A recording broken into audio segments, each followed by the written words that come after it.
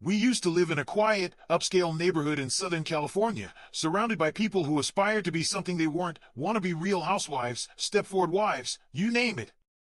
I usually kept my distance from that world, preferring a life that didn't revolve around appearances and vanity. But my ex, she seemed drawn to it.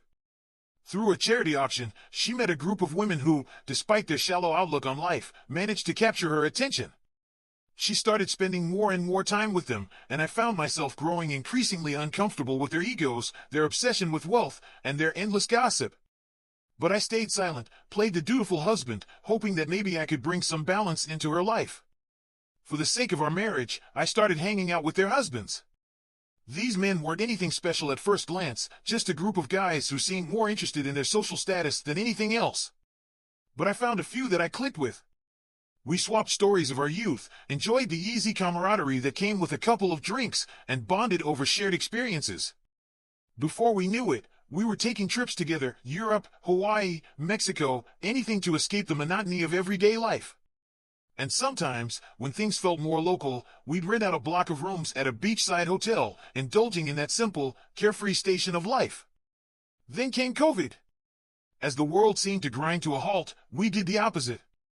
When the restrictions started to lift, we rushed to book a few rooms at that beach hotel, celebrating our newfound freedom. The weekend was so full of joy and laughter that we made a pact, an unspoken promise to return every year and relive that memory. And for a while, we did, twice more, in fact, with the same group, enjoying those moments that felt almost like a defiance against the world's chaos. But then, 2 years ago, everything shifted. My ex had what they call a midlife crisis, an itch that had to be scratched. She bought a classic car, one she'd always dreamed of owning.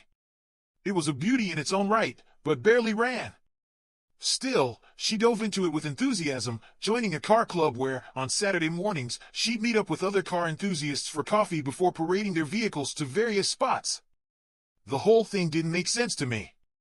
I wasn't a car guy, and I wasn't about to spend my weekends talking about engine repairs or old-school mechanics. So I let her have her hobby, though I didn't think it was the best idea. After all, our kids were about to leave for college, and sinking thousands of dollars into an old car just felt wrong. But I didn't want to crush her dreams. She had wanted it for so long, so I begrudgingly supported her. But as time passed, things began to change. She started pouring money into the car, upgrades, repairs, you name it. I saw the bills pile up and paid them, but she insisted she was getting fantastic deals through her car club, especially from one guy she seemed particularly fond of, Carlos.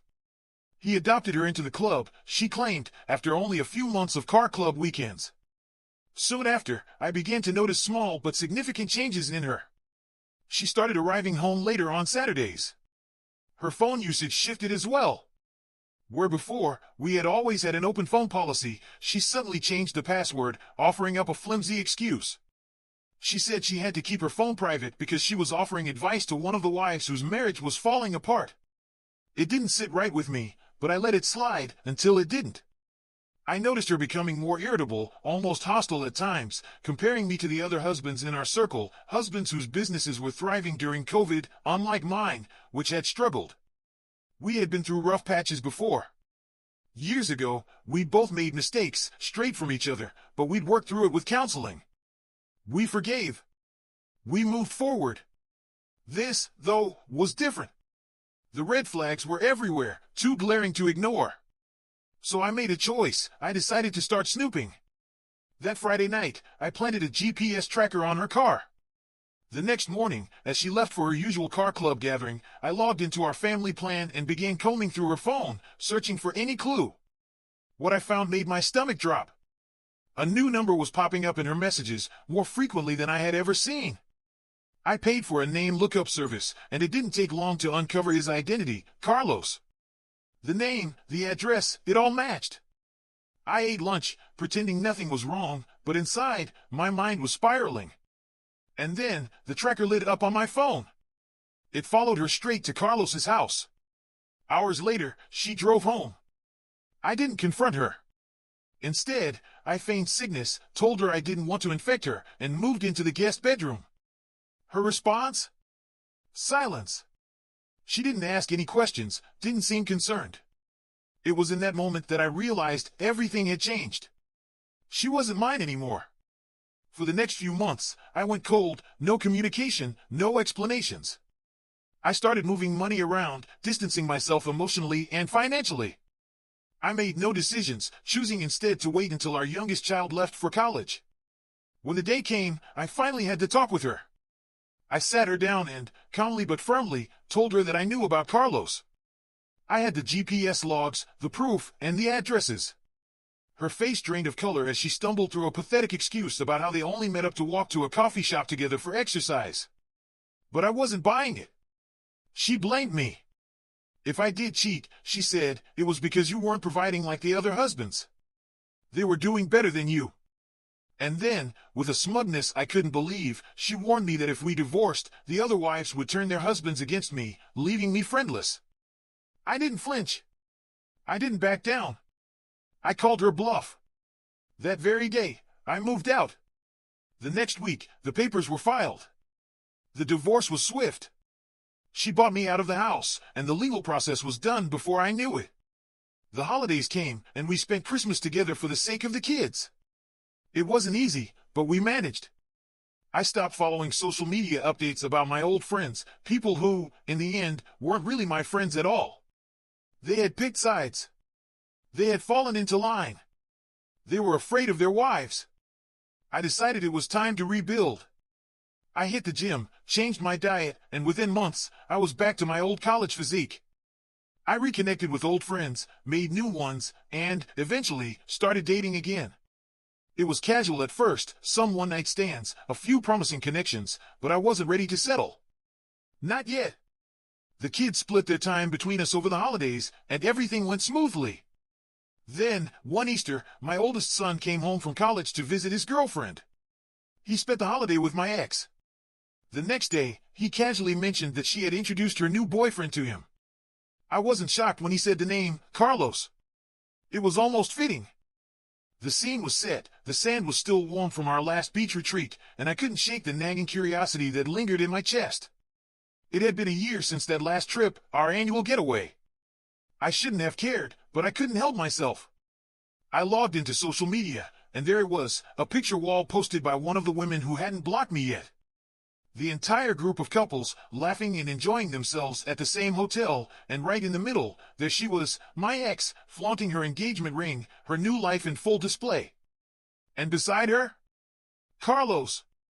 The very same man I had discovered lurking in the shadows of my marriage.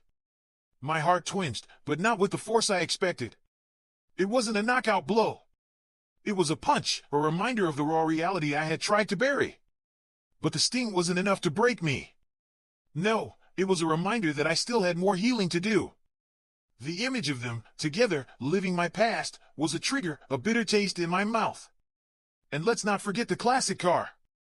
The one she bought, the one that drained my bank account like a leaky faucet. What did it ultimately serve? It wasn't just a vehicle, it was the perfect prop for her affair. A car, a toy, a symbol of all the wasted money. She had used it to drive straight into his arms. Poetic, in a cruel sort of way. And those so-called friends of ours? Pathetic. They folded like cheap lawn chairs when things got tough. Their loyalty was as flimsy as their spines. Not one of them stood by me. As for her, well, the way I handled her infidelity? A masterpiece. Moving into another bedroom wasn't just strategic, it was a subtle act of discomfort, a way to flip the script.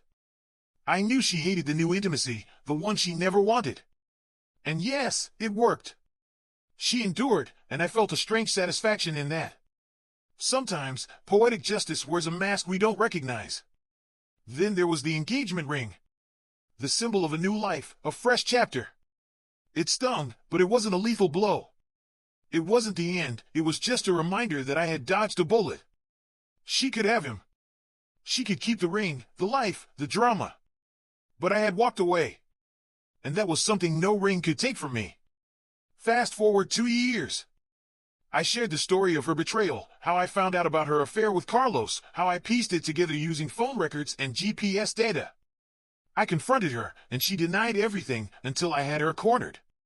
I moved out, filed for divorce, and started the painful process of rebuilding. But I wasn't the same man I had been. And neither was she. After 2 years, I had largely kept my distance. There had been occasional contact, mostly about the kids.